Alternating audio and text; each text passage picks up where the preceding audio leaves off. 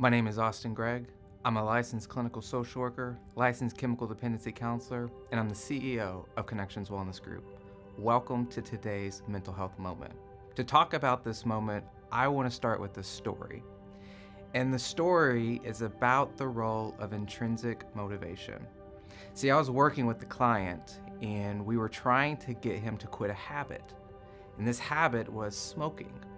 So I was going through all of the clinical techniques I could think of to stop this habit.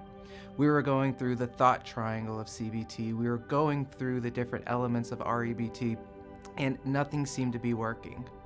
We were talking about the health effects of smoking, even the pictures of lungs and mouths and fingers of smoking, and nothing was working.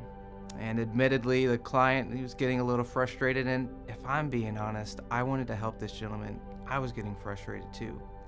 And he tells this story that after our session, he got in his car, he was driving home, and as he routinely does, was going to pick up his son from school. Right around that time, he reaches down to grab his Marlboro Reds, and he realizes that there are no more cigarettes left. And he was thinking, he was looking at the time, and he thought, I probably have enough time to swing by the gas station, get another carton of cigarettes, and then go get my son. Right about that time, the cloud started darkening and it ended up raining. And he describes this moment that as he drove past the school to go to the gas station, that he looked in his rearview mirror and he saw that his kid's school got out just a little bit early. And there is this photo in the rearview mirror of his kid getting rained on as he went to go smoke and get some more cigarettes. He described that he picked up the can or the canister of cigarettes, crumbled them up, threw them in the floorboard, and never, for the rest of his life, ever smoked again. And that's the role of intrinsic motivation. And when we think about motivational interviewing, when we think about getting people to stop habits, sometimes that's the most important role, is to pause and remember what is important to them. And that is where intrinsic motivation comes, because far too often we can look as an external viewer into someone's lives and see maladaptive behaviors, see habits that aren't necessarily healthy, and it's quite easy to pick out a few solutions for them, and assuredly if they would try them, they would become healthier too. But far too often, if we are the ones recommending to others, we know that that only lasts so long. And it is far more powerful when someone else thinks of their own ideas.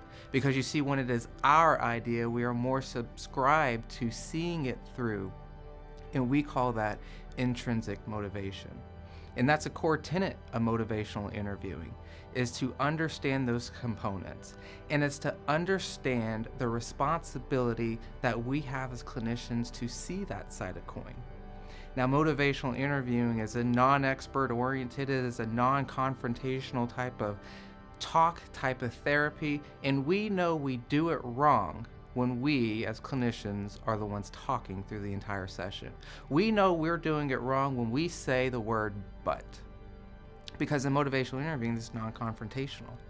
And we allow this segment of dialogue to truly understand what is important to someone else.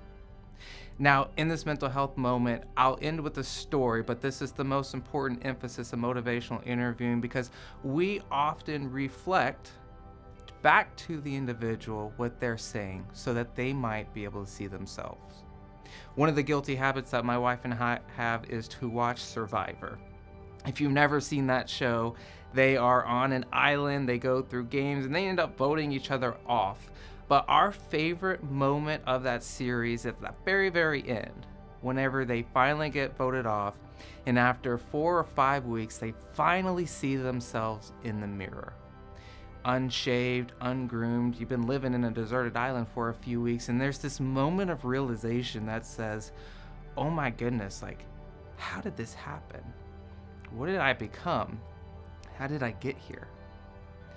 And that mirror reflection is exactly what we do in motivational interviewing.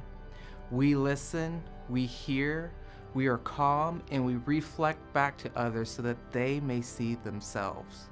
And when we see ourselves, we understand what's important to us. And what's important to us is the very seed and root of intrinsic motivation.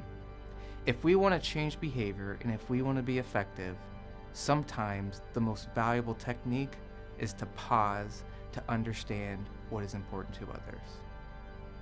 This has been Awstin Gregg with your Mental Health Moment, and a cheers to you to always finding and searching for that intrinsic motivation and sometimes identifying the very thing that is unsaid around the things that are said.